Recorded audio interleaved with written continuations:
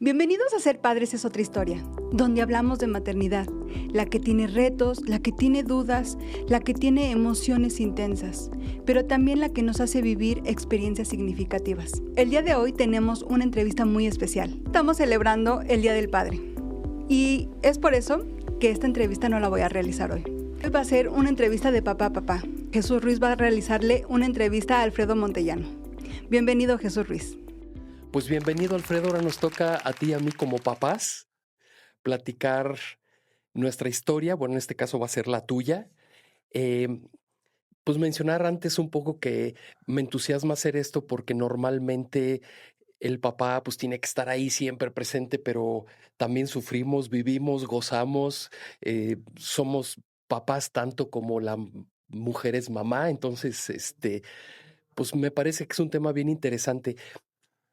Yo sé, Alfredo, que tú viviste o has vivido la experiencia de enfermedad en uno de tus hijos.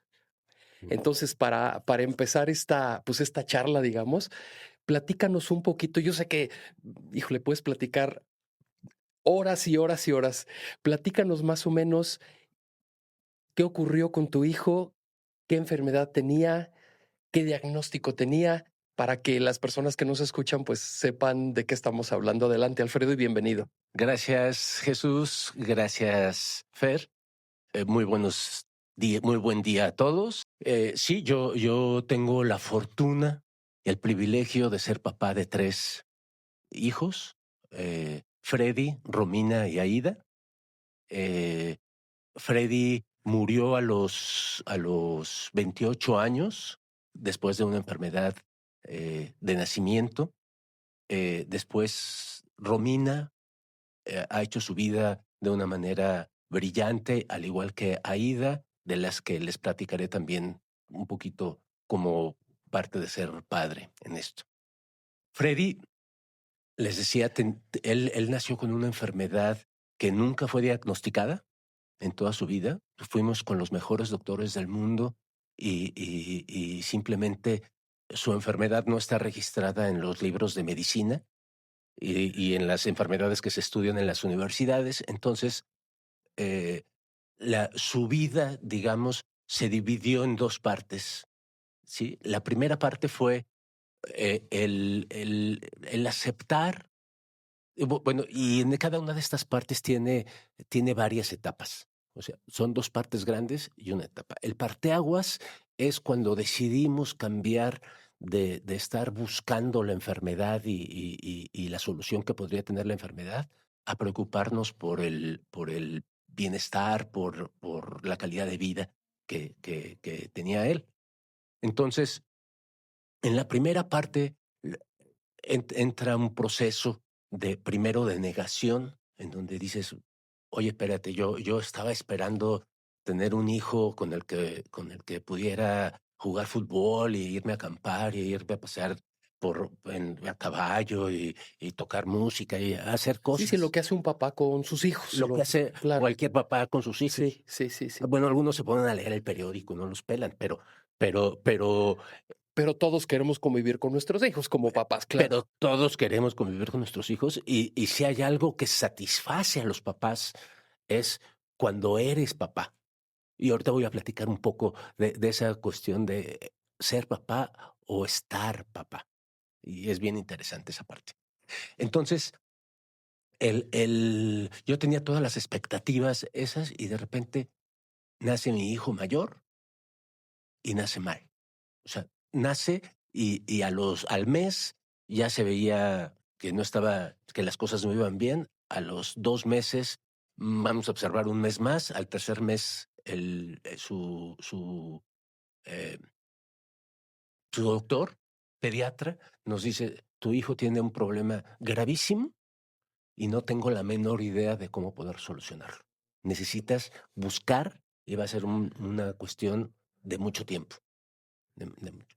Entonces, esa situación la tomas como papá, pero la tomas como familia, con tu esposa, Sí, con claro. tus seres queridos, Sí, sí. inclusive con los abuelos, con todo el mundo, y te sacude durísimo. Y una vez que te sacude, toda la familia y todo el entorno, los amigos, etcétera, empiezan a tomar posiciones diferentes, ¿sí? Y llega un momento en el que te sientes muy arropado por todos ellos, pero también en un momento te sientes infinitamente solo, porque dices, ¿por qué a mí? ¿Qué pasó? ¿Qué está pasando? Es un periodo de negación principal, donde empieza. Perdón, discúlpame que te interrumpa, Alfredo.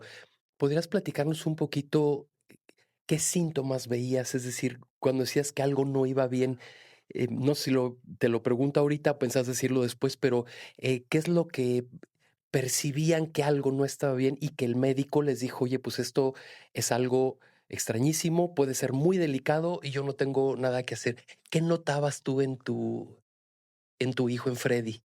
Mira, ahí yo te puedo decir, cuando nació el primer mes, yo en lo personal no me percaté. La que se percató fue mi esposa.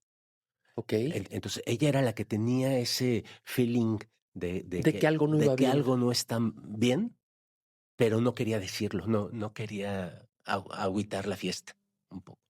Entonces, pero en el tercer mes, ya cuando dijimos, vamos a ver cómo se desarrolla, el primer síntoma así que le hicieron el reflejo de Babinski, que le llaman, que le hacen en el pie unas cosquillas y dobla así, y no lo hizo.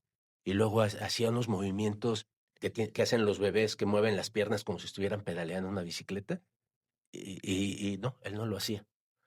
Y entonces esas cuestiones le llamaron mucho la atención al doctor, que yo creo que fue sumamente profesional en hablarnos así de claro. Sí, Y entonces el desarrollo, por ejemplo, no sostenía bien la cabeza, movía así, no fijaba la mirada, cuestiones que un doctor que ha visto miles de niños cómo se desarrollan, lo nota desde un principio. sí. Dice, él no se está desarrollando bien y principalmente era por la cuestión motora, que es lo primero que desarrolla un niño, ¿sí?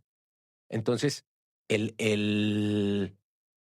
después de esa etapa de negación en donde dices, no puede ser, no, y que le das un poco más de tiempo a ver si se desarrolla y ves que no se empieza a desarrollar, o sea, que empieza a ver sus manitas y las empieza a mover, que empieza a balbucear un poco, que empieza a tener el desarrollo normal que tiene cualquier ser humano los primeros meses, días, semanas de su vida. Y no lo tenía. Y entonces dijimos, hijo, vamos a buscar, y entonces, después que pasa esa época, esa etapa, digamos, de negación, viene una etapa de buscar culpables. Y ahí participan todo mundo. O sea, eh, los papás, los suegros, los hermanos, los amigos, los de estos, en pro o en contra. Y principalmente en el núcleo familiar, el papá y la mamá. Y entonces, oye, tú tienes la culpa, o es que tú hiciste esto, o empiezas a buscarle cosas, y esa es una etapa que puede ser muy desgastante para una familia. O Sí, sea, sí, hay, sí. hay familias que no superan la etapa de negación o la etapa de culpabilidad. Afortunadamente, mi esposo y yo lo superamos rapidísimo. O sea, fueron 2 días, ¡fua!, superamos esa etapa. Dijimos, ¿sabes qué? No tiene ningún sentido buscar culpables. Nuestro hijo está mal, tenemos que ayudarlo, y la única forma de ayudarlo es juntos, Estando juntos, estando claro. juntos y trabajando Sí, juntos. Así. Luego viene esta tercera etapa en donde dices, bueno, acepto, la llaman la etapa de aceptación. Yo acepto que está mal, acepto que tiene un problema, acepto que no queda de otra más que ayudarle como se pueda, y vamos a hacerlo. Y entonces empieza una búsqueda frenética de una solución, de ver cómo ayudarle, cómo salir de esa situación. Tienes muchas esperanzas, manejas muchas emociones, muchos sentimientos en ese inter. empiezas a preguntarte, te empiezan a salir dudas oye, pues si le voy a poder ayudar, cuánto tiempo va a vivir, va a sufrir, le va a doler, todos ese tipo de cosas. Y la participación ahí de la familia cercana es vital en esa etapa. Quisiera preguntarte, tú me has platicado a mí un poco cómo fue el proceso de Freddy en sus manifestaciones, me refiero físicamente, cómo la enfermedad se fue manifestando.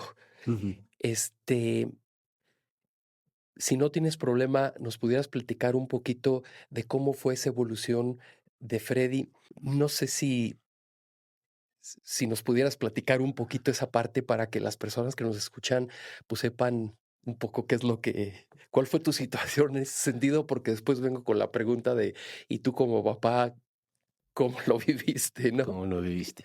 Sí, cómo no. Mira, la etapa era una enfermedad evidentemente cerebral, neurológica, ¿sí? Tenía algún componente metabólico también y tenía algún componente tal vez hasta psicológico o de algún otro tipo químico o eléctrico dentro de la cabeza. El principal, las principales manifestaciones de esto eran motrices totalmente, ¿sí? Al principio no sabíamos si también eran intelectuales porque pues, un bebé todavía no habla, todavía Sí, no manifiesta intelectualmente sus capacidades, pero empieza a manifestar sus cuestiones motrices. Una de las decisiones que hicimos, que fue un poco como un catalizador de su enfermedad, fue que lo llevamos a los Institutos para el Desarrollo del Potencial Humano en Filadelfia, en Estados Unidos. Y estuvimos siguiendo el programa de los institutos, le llaman normalmente, durante 5 años. En ese programa lo que hacen es ayudarte como familia, como papás, ayudarte a desarrollar en la función que no está haciendo el cerebro en tu hijo para que desarrolle esa función. Entonces, evidentemente en mi hijo era una cuestión motriz y entonces todo el programa que nos hicieron fue para ayudarlo a desarrollar motrizmente. Entonces, le empezamos a hacer sus terapias, en unas terapias durísimas en 5 áreas específicamente, que eran cuestión física, fisiológica, nutricional, intelectual, social, cultural. 6 áreas, digamos. sí. Entonces teníamos una terapia diseñada especialmente para él, para ayudarlo en todas esas áreas. Cuan- cuan- y teníamos que tener métrica para ver cuánto iba avanzando y cómo iba avanzando, etcétera. Y entonces estuvimos 5 años en el programa, lo intentamos muchísimo por todos los medios, y me voy a ir un poco más rápido para no entrar en tanto detalle del programa, porque hay muchas cosas más que platicarles, Sí. pero haciendo un fast forward, al final del programa, lo que hizo Freddy fue desarrollar ciertas capacidades de movimiento, pero su enfermedad, que no pudimos diagnosticar, como les decía, una de las características que tenía su necesidad, su enfermedad, es la autodestrucción de sí mismo. Okey. Entonces, cualquier desarrollo que tenía en el movimiento, ¿sí? La utilizaba para hacerse daño, Él mismo. él mismo, sí. Sí.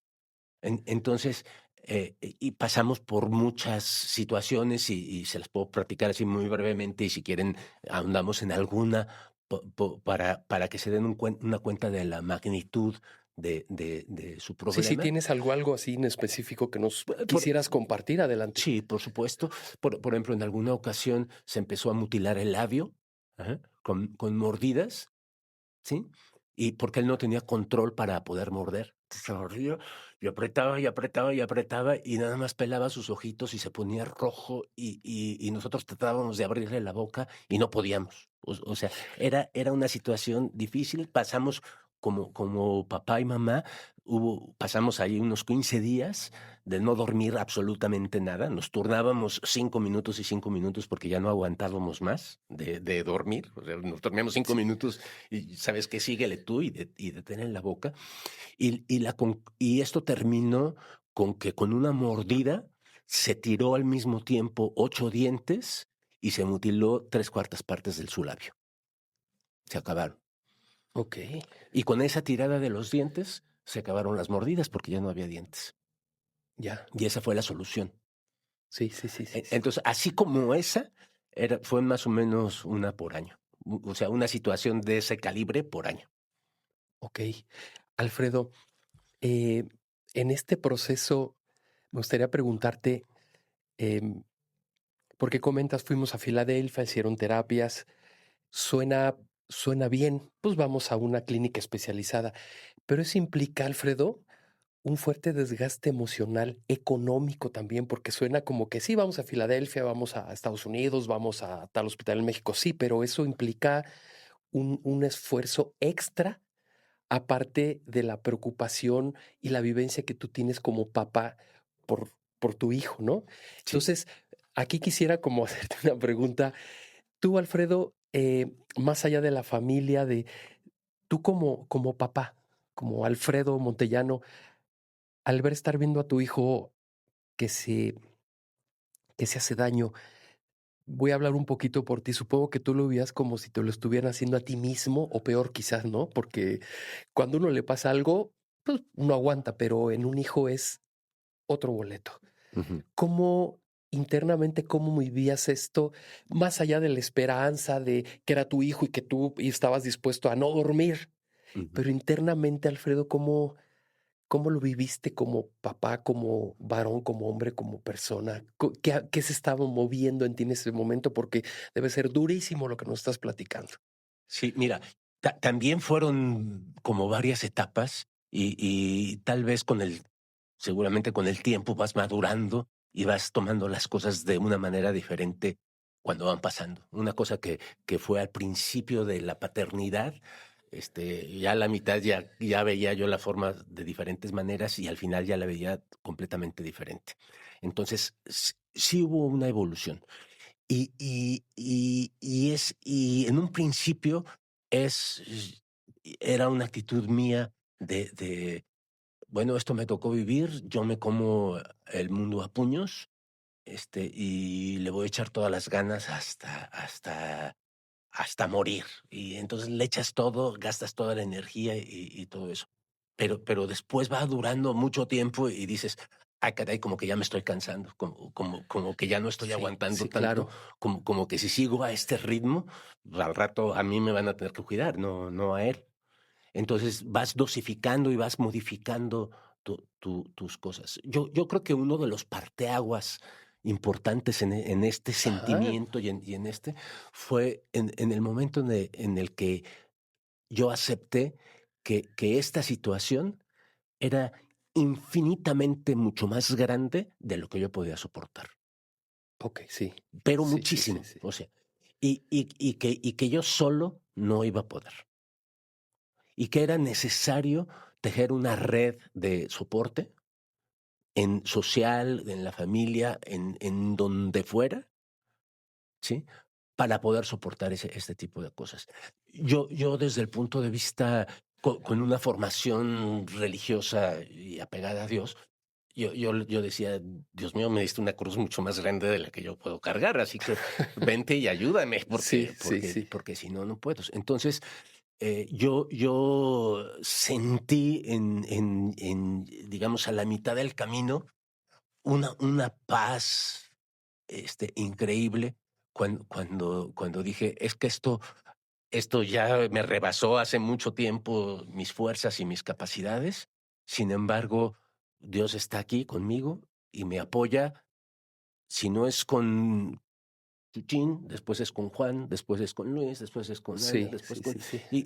Y se creó una red tan grande y tan vasta de amigos y de soportadores de, Sí, de, sí, de sí. Freddy que que a mí en lo particular, pues me quitó un peso de encima enorme, y entonces sí ya pude dar lo que yo tenía para dar. No más, no menos, todo lo que tenía para dar. Alfredo, ¿cuáles eran las expectativas de vida para Freddy? Tú vivías, bueno, con tu familia, con tu esposa, pero ibas al día. No pensabas pasado mañana, es hoy y mañana será otro día, ¿no? ¿Cómo lo viviste esta parte? Mira, es normal que una persona cuando se entera que un ser querido tiene un padecimiento, quiere saber qué va a pasar en el futuro y cuáles son las expectativas, se hace un diagnóstico y un pronóstico, digamos. Entonces, el diagnóstico te sirve para ver dónde estás parado, y el pronóstico, pues, es hasta dónde puedes llegar, ¿sí? Sí, Entonces, acá nunca tuvimos un diagnóstico. Entonces, en un principio nos dijeron los doctores: "¿Sabes qué? No sabemos qué es lo que tiene, pero al ritmo que va y cómo va, no creemos que pase de 1 año de vida". Y pasó 1 año. Y le seguimos con las terapias, y le seguimos luchando, y vivió 2 años, 3 años, y como que hubo 3 o 4 fechas que limitar ajá. que eran como hitos de así como cuando dices: "Si yo vivo ya más de 50 ya la hice", ¿no? O si ya vivo más de 70, pues ya ya Sí, pasé a otro ritmo. Acá fue un poco, si vive más de 1 año, pues ya, qué bueno que ya vivió más de 1 año. Después del segundo hito fue a los 7 años, ¿sí? Después el tercero fue a los 14 años, ¿sí? Y el último fue a los 28 años. No sé por qué. Pasamos por una etapa muy interesante en donde cuando Freddy tenía 10 años, tenía un doctor que es una maravilla, que es el Francisco Aguilar Rebolledo, que él es el número uno en algo de neurología, en neuroplasticidad o un elasticidad tema así cerebral, un de tema del neurología, sí. cerebro que de hecho nos regaló un libro que no le entendí una sola palabra, pero era el número uno en el mundo y se la pasaba dando conferencias en todo el mundo. Y un día nos llama estaba él en una convención internacional en Toluca de los mejores neurólogos del mundo. Y nos llama y nos dice: "¿Sabes qué? Vente porque vamos a ver a Freddy, aquí están los mejores". Y nos juntó ahí en su suite en el hotel en Toluca. Estuvimos 3 horas, estuvimos platicando con los mejores doctores del mundo en cuestiones de neurología y de Sí. cuestiones de eso, y llegaron a una conclusión después de 3 horas de verlo. Nos dijeron: "¿Sabes qué? La enfermedad de Freddy Freddy", estaba ahí ahí estaba presente, personalmente con los personalmente, médicos, okey. personalmente, y estaba mi Sí, esposa y yo. Entonces, dijimos, nos dijeron: "¿Sabes qué? La enfermedad de Freddy no existe en los libros, no existe en la medicina, entonces Freddy es el único ser humano en el mundo que tiene esta enfermedad", ay, qué fuerte. ¿sí? Sí, sí, Entonces, pues no hay libros que te digan qué hacer con una enfermedad que no conoces, sí. ¿no? Sí, que no está documentada, que Que no no la hay, han visto en otras personas. sí. Entonces, ustedes pueden buscar algún investigador o algún doctor que quiera profundizar en la enfermedad de Freddy y que le ponga nombre a la enfermedad. Y a lo mejor se va a llevar muchos años en eso. Y después te vas a encontrar con que, bueno, ya sabemos, ya tienen una enfermedad, ahora cómo la tratamos. Sí, Pues y entonces empiezas a hacer otro desarrollo de investigación para ver qué medicamentos y qué cosas se requieren. Y ya una vez que lo encuentras, dices, bueno, ¿y ahora quién va a producir esta medicina? Si él es el único enfermo, el resto. O sea, sí, los laboratorios producen medicinas cuando hay muchos muchos enfermos, enfermos, no pero uno, si nada claro. más es uno, pues no va a producir. Sí, Dice. Entonces, ellos nos dijeron, ante esta situación, ante este panorama, pues lo mejor es darle calidad de vida. Y entonces ese fue un parteaguas. En ese momento dijimos, tienen toda la razón, no debemos de preocuparnos más por buscar cuál es la enfermedad y ver cuál es la solución de esa enfermedad, sino vamos a enfocarnos más en buscar la calidad de vida. claro. Y sí fue un cambio muy interesante para Freddy eso, porque como que descansó, como que se liberó, así como bueno, así es como me tocó vivir, esta es mi cruz y yo me la llevo. O sea, Okey. era eso. Y también pasó en ese ínter también pasó una cosa muy interesante. Me preguntabas que cómo me sentía Sí, yo sí, como sí. como papá. Este, yo al ver la crucesota que llevaba mi hijo, del tamaño, dije: es que mi cruz no tiene nada que ver". O sea, el dolor que sentía él todos los días, tan agobiador, tan Sí, sí, sí. desgarrador, el dolor que yo sentía era insignificante, Okey. era insignificante. Entonces, muchas personas, eh, sí ven esto mismo que tú dijiste hace rato, sí dices: "Oye, esto debe ser desgarrador". Dice: "Bueno, sí, pero yo ya me acostumbré a ver una crucesota del tamaño del mundo, un dolor enorme que ya ni siquiera pongo atención en mi dolor". Y ese es un arma de doble filo. Porque si bien al principio te sientes muy valiente y muy macho de aguantar ese tipo de dolor y de gestionarlo, tarde o temprano te empieza acabando, te empieza Sí, desgastando, sí, te sí, empieza sí. afectando. Y si lo descuidas porque estás observando el dolor de tu hijo, y descuidas el tuyo, peor, te empieza a carcomer y no haces nada para poder solucionarlo. Sí. ¿Sí? Entonces, sí pasó un momento en el que yo me descuidé. O sea, tenía también, y después nació mi otra hija, Aida, tenía mis hijas, tenía mi esposa, tenía toda la familia, y llegó un momento en el que yo como papá pasé a quinto término. O sea, era el último en la fila en recibir atención de algo. Sí. Y eso mismo nos pasó a toda la familia como tal. O sea, empezamos a girar alrededor de Freddy en esa dinámica, y entonces eh, pasaron cosas muy interesantes. Por ejemplo, eh, eh, descuidas enfocas todo a Freddy, y entonces Romina, pues no la podíamos ni cargar.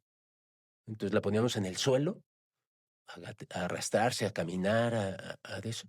Y ella creció en el suelo. Entonces, para bien o para mal, Okey, sí, sí, sí, sí, creció en sí. el suelo. Uno hubiera querido, no, pues yo hubiera querido apapacharla y darle más cariño y más amor y más de esto, pero te tenías que partir y no te puedes partir. Sí. Oye, Alfredo, ahorita que comentas esto, este, bueno, como tú sabes, yo también viví una situación de enfermedad en uno de los miembros de mi familia directa. Sí. Este, y como que vibro mucho con lo que acabas de decir, que uno como papá, quiere como partirse en 2, 3, 4. Uno que esté en el hospital cuidando a Freddy, a mi esposa, otro que esté con uno de los hijos cuidándolo en su etapa que está creciendo, otro yo con la otra parte, otro yo trabajando, otro yo solucionando las cosas, y eso no ocurre, uno no puede partirse en No. tantas partes. Aquí voy a agregar algo un poquito personal, y esto a mí personalmente, y creo que a lo mejor te pasó a ti, por eso la pregunta, eh, lo que más duele es no poder estar en esos momentos. Es decir, porque uno como papá quiere cuidar a los hijos, estar con los hijos, irse de campamento, irse a andar en bici, ir a ver una película. Y cuando no puedes, creo que es un dolor, una herida fuerte el no poder tener brazos para todos por la situación que se vive. ¿Tú cómo viviste esta parte? Yo sé que tuviste una esposa que te apoyó muchísimo y tus Ujú. hijas salieron adelante y todo, pero esa parte, ¿cómo la vivías, Alfredo, cuando dices, yo me sentía que era el último? Porque sí, en efecto, aunque tengas mucha gente que te acompañe, el dolor genera una soledad que solo quien la vive sabe cómo es. Ujú. Entonces, esa parte, lo que decías de Romina, después de tu otra hija Ida, ¿cómo viviste esa parte, Alfredo, de decir, quisiera tener brazos para todos, pero no puedo partirme en 3? Mira, hay una cuestión ahí que sí, que no sé si sea yo el único, pero yo creo que muchos papás pasan por la misma situación Sí, que sí, yo, sí, seguro. que es la diferencia de género y la cuestión de multitask o unitask. Entonces, yo soy unitask. Yo no puedo hacer dos cosas al mismo tiempo porque me vuelvo loco. Sí, sí. Y mi esposa era multitask, pero Estaba en todo. turbo. Estaba en todo, hacía todo. Entonces, obviamente yo sí visualizaba de decir, bueno, tengo que hacer estas 8 tareas, las que acabas de describir perfectamente bien. Y yo decía, me podría haber angustiado. Entonces, aquí es un poco gestión de las emociones uno. Tú dices, bueno, yo soy unitask, tengo que aprender a vivir y a entenderme yo solo, a comprenderme, a ponerme en mis zapatos de que nada más puedo hacer una tarea y no puedo hacer las 8 al mismo tiempo. Entonces, tienes que priorizar, tienes que aprender a priorizar. Y priorizar significa tomar decisiones, al final de cuentas.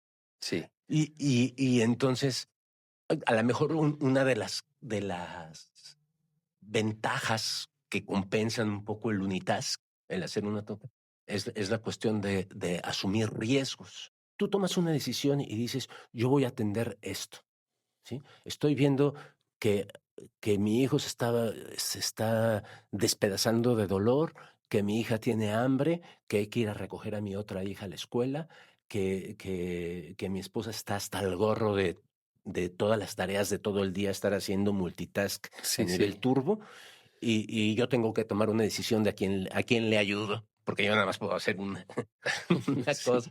Y no es que renuncie o que me lave las manos a hacer, es que tienes que aceptar que nada más puedes hacer una cosa.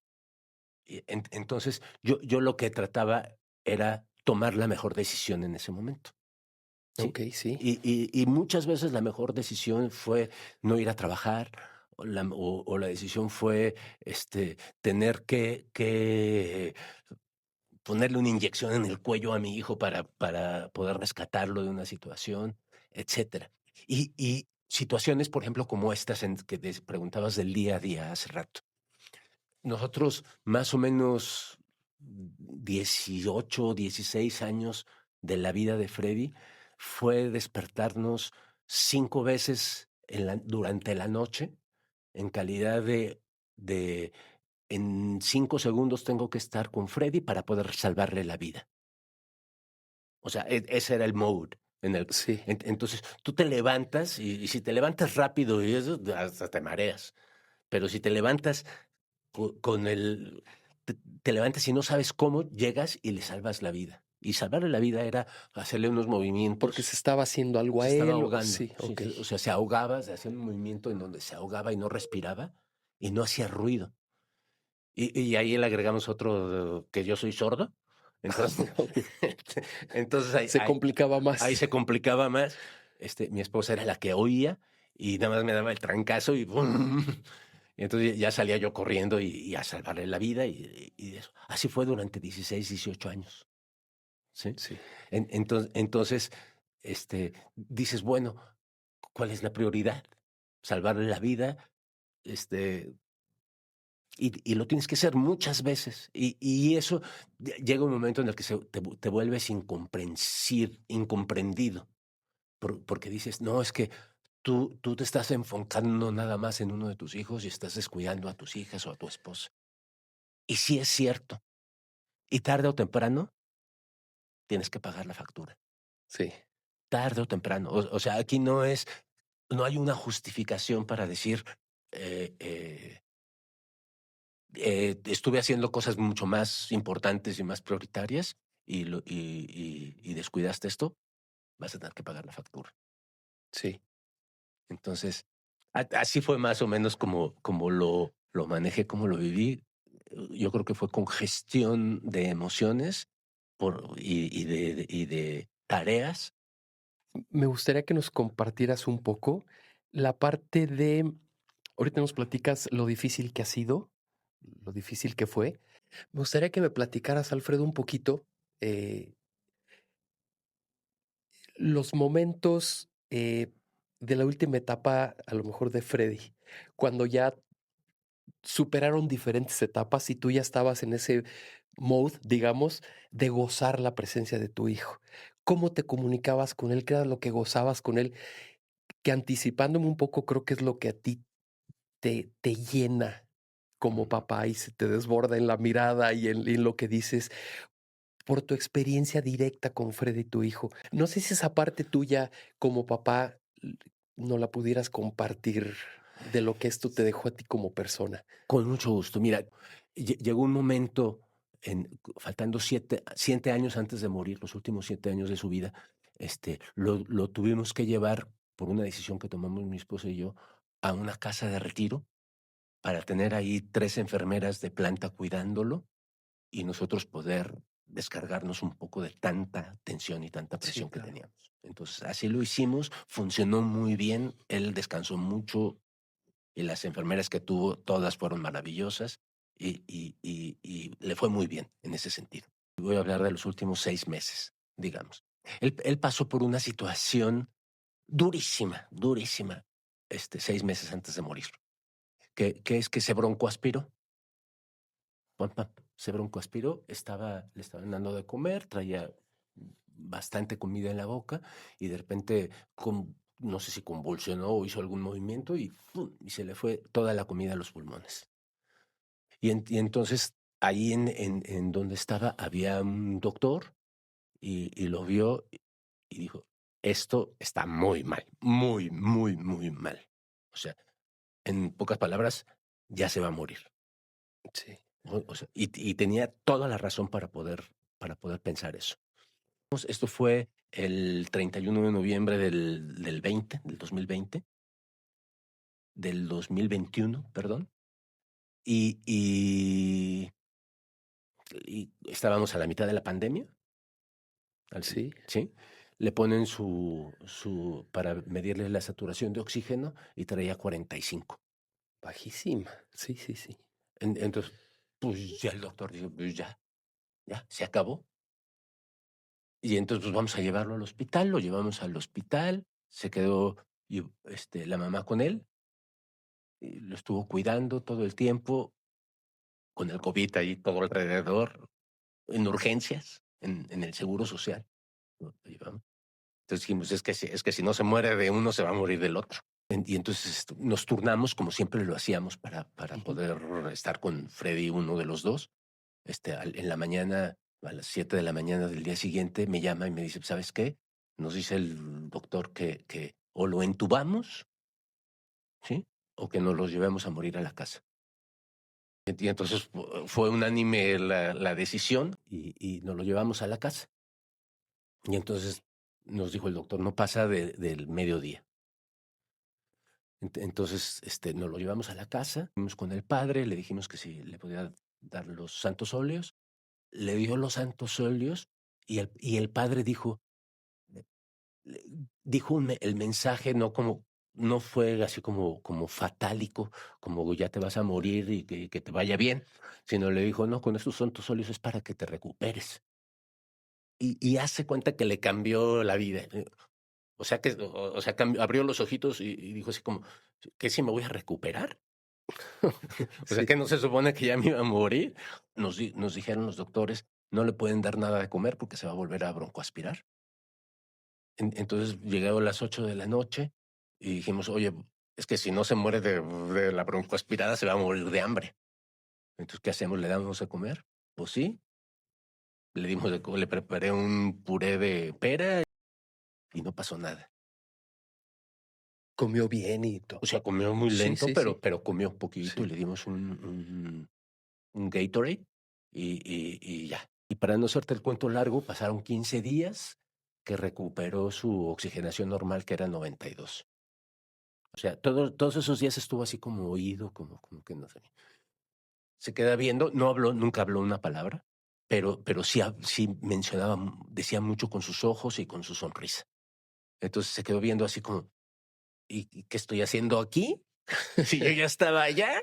Sí, sí, Y sí. se empieza a reír, se tardó 4 horas riéndose de la emoción de que había regresado. Él era completamente inteligente, entendía perfectamente todo, entendía todo en inglés también.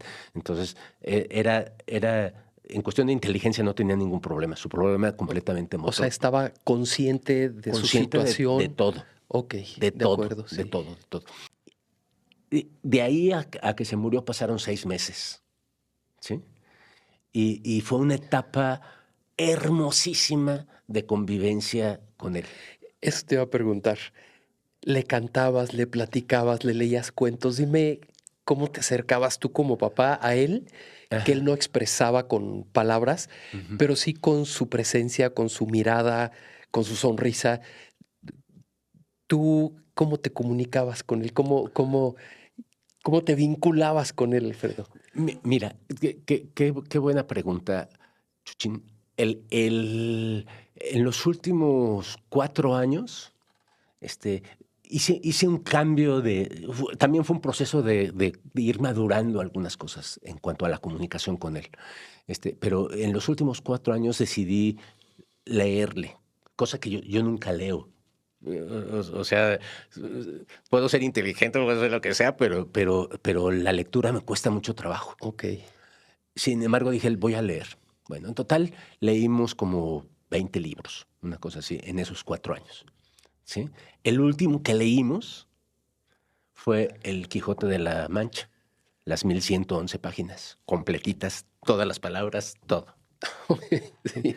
Bueno, cuando lo leías, en cualquier libro, pero por ejemplo con El Quijote de la Mancha, lo leías y veías cómo se desbarataba de risa por los chisparates que decía El Quijote de la Mancha o el Sancho Panza. O sea, se divertía horrores así con eso. Entonces fue una etapa en donde disfrutó muchísimo de la vida, de esas cosas. Entonces, así era. Yo me comunicaba con él, pues, como papá como mamá, desarrollas un sexto sentido de comunicación en donde no te está diciendo nada, pero sabes cuando está triste, sabes cuando está, claro, le duele algo, eso. Entonces, así era como me comunicaba. Ahora, regresando a lo que me preguntaste, el Día del Padre, dije, pues voy a ir a celebrar con él. ¿Sí? ¿Esto en qué año fue, Alfredo? Esto fue en el 2022. Que fue el año que falleció. Que falleció. Okay, sí. Entonces, yo fui, ese día, el Día del Padre cayó el 19 de junio. ¿Sí? Pues casi como va a caer hoy. Bueno, va a caer este año, el 20, el 21. Entonces, fue el día 19 de junio y entonces yo me fui con él y hicimos lo que hacía cada vez que me juntaba. Yo diario lo veía, diario en los últimos 5 o 6 años, diario lo veía 2, 3 horas. Me quedaba con él.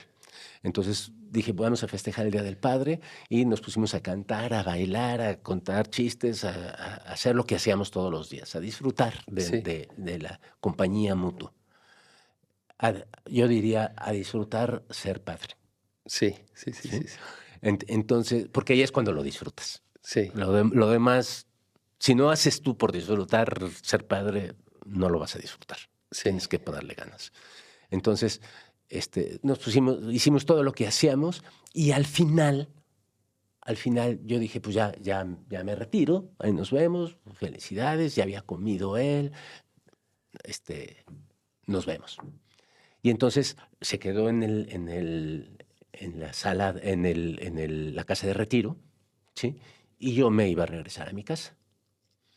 Y entonces cuando iba saliendo en el transcurso, ahí en la casa de retiro son unos jardines y tienes que atravesar varios jardines. Entonces iba caminando y cuando iba así en el camino, me llegó una idea de esas que te llegan de vez en cuando de inspiración. Y dije, hijo, ¿cuánto pagaría yo si tuviera así el dinero y que Dios me dijera, ¿sabes qué? Te concedo 1 hora de que convivas con tu papá y con tu mamá. ¿Cuánto estás dispuesto a pagar?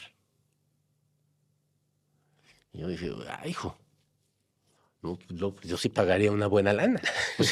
Yo sí pagaría una buena. Y me puse a pensar, ¿y qué le diría en esa situación? ¿Qué le diría? etcétera. Entonces me quedé con esa idea y dije, hijo, mano, ¿cuánto vale una hora de una persona? ¿Cuánto estarían dispuestos mis hijas o eso a pagar por una hora conmigo cuando yo ya no esté? Sí. ¿Cuánto vale mi tiempo? Ese fue el cuestionamiento y dije, le voy a regalar una hora más a mi hijo. Qué padre. Y entonces me regresé y le dije, ¿qué crees, Freddy? Una hora más. Papá está disponible aquí otra hora más. Vamos a disfrutarlo. Uy, le encantó y cantamos sus canciones favoritas y estuvimos felices, felices, felices. Esa fue la última hora con él. Híjole, saliste de ahí, te fuiste a tu casa. Y al día siguiente, a las 6 de la mañana, me llamaron para decirme que ya se había muerto. Híjole, Alfredo.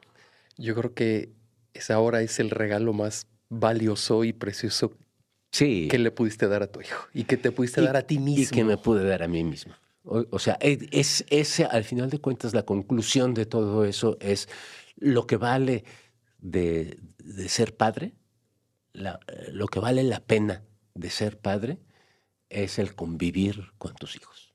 Sí, exacto.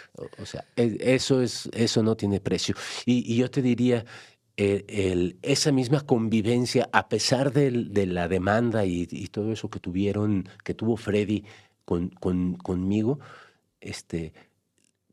todo el tiempo que le dediqué a mis hijas, fue igual de intenso, igual de amoroso, igual de cariñoso, igual de... Que es a fin de cuentas lo que le da significado a ser papá. Exactamente. Te decía al principio un poco de nuestra conversación, el ser o estar papá. Aquí el tema es ser papá. Eso te lo da una cuestión biológica, que es cuestión de unos minutos. Se concibe un ser humano, se desarrolla y eres papá. Pero estar papá significa estar para tus hijos como papá en el momento en el que los necesitas. ¿Sí? Si llega tu hijo, y te dice, oye papá, te necesito, en su forma de expresarse, te necesito, ¿sí? Necesito que juegues conmigo, necesito que, lo que sea. Y tú le dices, no, estoy leyendo el periódico, o estoy haciendo otra cosa. Estoy en mi computadora, entonces no estás como papá. No estás papá. Entonces aquí el ser papá es infinitamente importante, es la cuestión genética, biológica, la cuestión moral, la cuestión que te motiva a dar todo por tus hijos, a hacer. Pero estar papá es una cuestión de voluntad, de estar ahí para tus hijos, para poder cumplir con tu vocación, con tu llamado ante Dios, estando ahí para tus hijos, como papá. Pues te agradezco mucho, Alfredo. Sé que podemos seguir platicando muchísimas cosas. Ya te iba a opinar, pero dije, si me pongo a hablar yo también, aquí nos quedamos más tiempo. Si tuvieras que decirle algo así brevemente, resumidamente a los papás que van a escuchar esto, que están pasando a lo mejor una situación o parecida o similar a lo que tú estás viviendo o de otra cosa, pero ¿qué le dirías a los papás? ¿Qué me dirías a mí que soy papá? ¿Qué le dirías al de la cabina que es papá? A los que están allá afuera, desde tu experiencia, Alfredo. Mira, yo diría, la figura de papá, el estar ahí como papá es importante para los hijos, ¿sí? Y es un acto de voluntad el querer hacerlo por ellos. O sea, no es para yo vanagloriarme de que soy un buen papá y de que doy todo por mis hijos y me rasgo las vestiduras y que me pongan un premio y un reconocimiento por ser el gran papá. Yo creo que no va por ahí. Yo creo que el tema va porque amas a tus hijos, ¿sí?